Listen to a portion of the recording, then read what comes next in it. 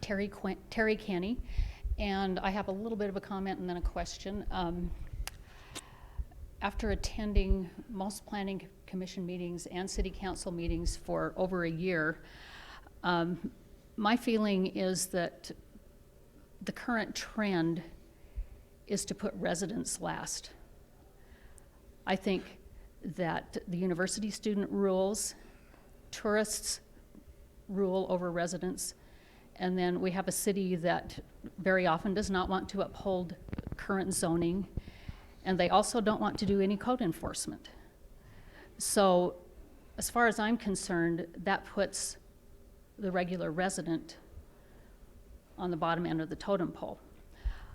What I'd like to know is, what would you do to give residents a place in Cedar City? I really think they should have the #1 slot, because they are the people who live and work here and they're permanent residents. Okay, Adam, you're out of the gate here.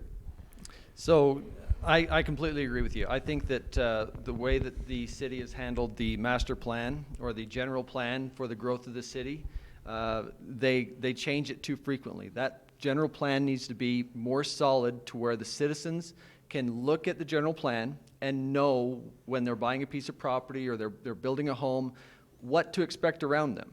And right now, Terry's been there at all of our planning commission meetings, almost every single one. There's an engineer there asking for a change to the general plan so that they can rezone a piece of property that wasn't what its intended purpose was. I think that's a severe issue. We need to make sure that that general plan is reliable, not just for people that are moving here, but for the citizens that live here.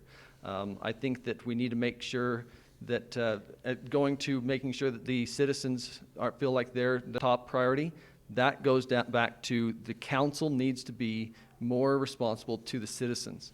The council needs to know what the citizens' will is and be willing to act on it, even if it goes against the city staff or it goes against the proposal that's brought before them. If it's not good for the citizens, then therefore it's not good for the city. All right, Don, thank you. Go ahead.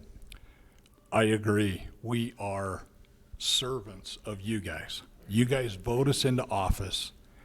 We need to be attentive and hear what your problems are. Then we go forward and see what we can do to make the whole thing work. Without that type of cooperation, without that listening to the problem, to the issues of the citizens that allowed us to sit up there in those chairs, we're in the wrong seat. We are definitely in the wrong seat. Like Adam was saying about the change in the master plan, the general plan, whatever they want to call it. They've changed it from a master plan now to a general plan because it changes every single month. And it's ridiculous. That's why we need to update that master plan, look in the future and be able to make changes to the thing or add to the thing when out west gets annexed in, and be able to have a future and know what's going on there. Okay, and by the way, just so anyone knows, when I put up one, that means you still have a minute left. I don't. Okay. All right, go ahead, Tyler. Sorry, I've got about 3 different responses that are running through my mind, and I've got time for one. So when it comes to the master plan, I do think as an estate planner, I'm a planner by trade.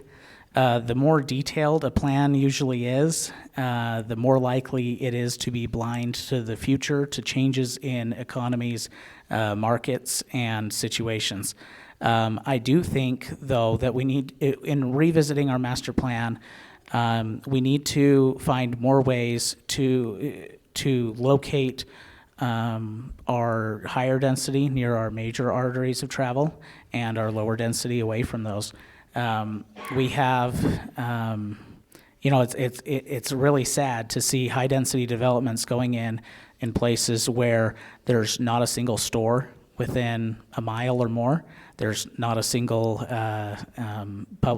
there's never going to be any form of public transit near those. So we do need to plan in those ways a little bit better.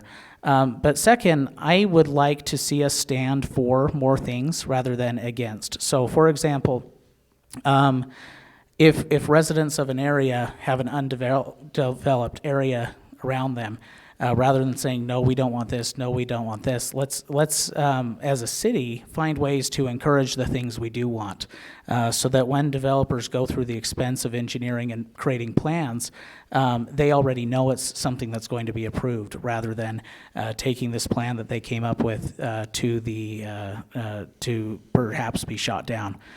So I think we as a community need to find more ways to say, what do we want? What do we want to encourage? And then ask that developers build those types of things. All right, thank you, Tyler. Appreciate that.